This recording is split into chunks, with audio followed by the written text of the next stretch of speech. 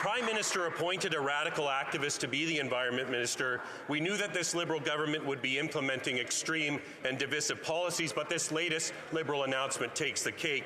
This may be the first time that any government anywhere at any time has promised to stop building roads, but that's exactly what the Liberals have done. This extreme new policy means that these Liberals are against adding more lanes to the Trans-Canada Highway between Metro Vancouver and the Fraser Valley. Why do the Liberals want to kill these projects, which will help end gridlock and get people to work? The Honourable Parliamentary Secretary.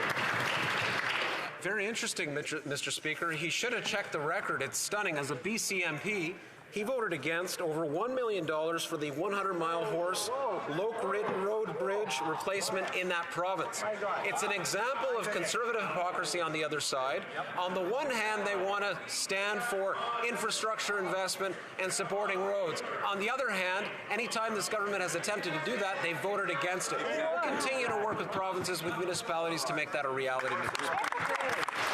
The honourable member from Chilliwack Hope. This radical minister made it very clear that this Liberal government will no longer allow funding to go towards building roads. And it's no surprise that a guy that scaled the CN Tower or climbed on top of a premier's roof would come up with an extreme policy like building no more roads in this country. We need a strong road network to move our goods, to get our kids to school, and to get our workers to their jobs. So when will the Prime Minister condemn this radical policy from his extremist environment minister and stop punishing Canadians who need to drive their cars to live their lives?